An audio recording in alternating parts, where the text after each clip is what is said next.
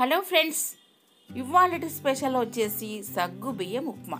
అబ్బా ఎంత బాగుందో, చాలా బాగుంటుందండి సగ్గు బియ్యం ఉప్మా. అసలు మన మామూలు ఉప్మా కంటేను ఇది చాలా బాగుంటుంది. ఎందుకంటే మామూలు ఉప్మా మనం రోజు చేసుకునే ఉంటుంటాము, విసుగు వచ్చేస్తుంటుంటుంది. కాబట్టి నేను ఇలా చేశాను. ఈ సగ్గు బియ్యం ఉప్మా అనేది మనకు పంటికి ఇలా తగులకుండా చాలా ఇది పొడి పొడిలాడుతూ చాలా బాగుంటుంది. ఎలా చేయాలి, ఎలా ప్రిపేర్ చేసుకోవాలి చూద్దాం ఒకసారి. ఇది చిన్నపిల్లలు మొదలుకొని పెద్దోళ్ళ వరకు కూడా ఈజీగా తినగలుగుతారు. వీటికి కావాల్సిన ఏంటో చూద్దాం ఒకసారి. ఇక్కడ నేను సగ్గు బియ్యం అండి, నేను ఒక 4 గంటల ముందు నానబెట్టుకున్నాను సగ్గు బియ్యం. ఒక గ్లాసెడ్ సగ్గు బియ్యానికి గ్లాసెడ్ నీళ్లు పోసి ఇలా నానబెట్టుకున్నాను. ఇక మనకి ఇక వాటర్ అవసరం లేదు, ఇవే సరిపోతాయి. పచ్చిమిర్చి తీసుకున్నాను, ఒక 7-8 పచ్చిమిర్చి, కరివేపాకు, కొత్తిమీర, ఒక పెద్ద సైజు ఆలు తీసుకున్నానండి, సన్న ముక్కలుగా కట్ చేసుకున్నాను. టమాటోలు ఒక 2 టమాటోలు, లోపల రసం తీసి నేను అవి పైన తొక్కని కట్ చేశాను. ఇదిగో చూడండి, ఇక్కడ పల్లీలు వేయించుకొని ఇలా కచ్చాపచ్చా చేసుకొని ఇలా పెట్టుకున్నాను. జీలకర్ర, ఆవాలు, మనకు తగినంత సాల్ట్ వేసుకుంటే సరిపోతుంది. ఇక స్టవ్ పైన కడాయి పెట్టుకొని ఇందులో 2 స్పూన్ల ఆయిల్ వేసుకొని, ఆయిల్ కూడా ఎక్కువ పట్టదండి, మామూలుగానే మన మామూలు ఉప్మా లాగానే పడుతుంది. ఆవాలు, జీలకర్ర, ఇక పచ్చిమిర్చి చీలికలు కూడా ఇందులోనే వేసేసుకోవాలి.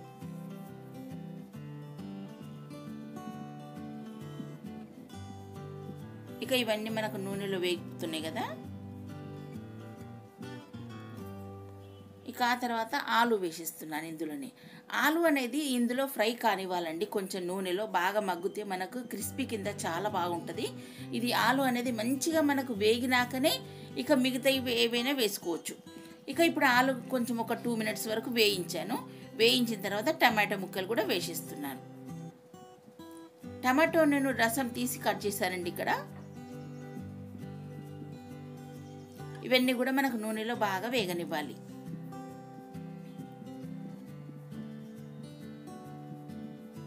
సిమ్లో పెట్టుకొని ఒక 5 మినిట్స్ వరకు ఇలా వేగిన తర్వాత ఇదిగోండి కరివేపాకు ఇందులోనే వేసుకోవాలి.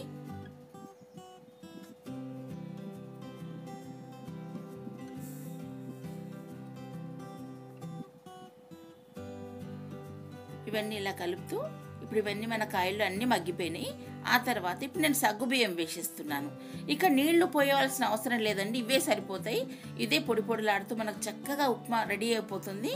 ఇది ఇక నీళ్లు పోస్తే మనకు మెత్తగా అయిపోతుంది. కాబట్టి ఇవి ఆల్రెడీ నానిపోయినాయి కదా మనకు, ఇక నీళ్ళు అవసరం లేదు. కలర్ఫుల్గా చాలా బాగుంది కదండి. ఇలా అన్నీ వేయించుకొని మనం మామూలుగా ఇక ఉప్మా మనకు రెడీ అయిపోయినట్టే. ఇందులోనే ఒక 2 మినిట్స్ వరకు ఇలా మనకు అన్నిటికీ కలుపుకుంటూ ఉండాలి.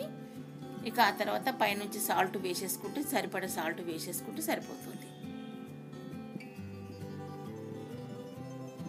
ఇవన్నీ బాగా కుక్ అవ్వాలి. ఒక 2 మినిట్స్ వరకు ఇలా స్టవ్ పైన ఇలాగే ఉంచాలి.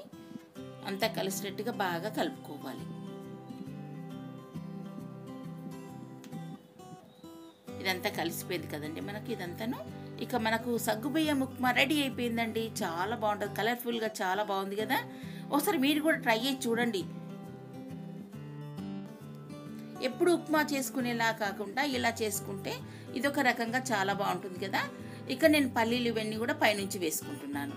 ఎందుకంటే ఆల్రెడీ మనం ఇప్పుడు వేయించి ఇది కచ్చపక్క చేసుకొని ఉంచుకున్నాం కదా పల్లీలు, అందుకని ఇప్పుడు వేసేస్తున్నాను. ఇక కొత్తిమీర గార్నిష్ వేసుకుంటే సరిపోతుంది. ఇక మనకు సగ్గుబియ్యం ఉప్మా రెడీ.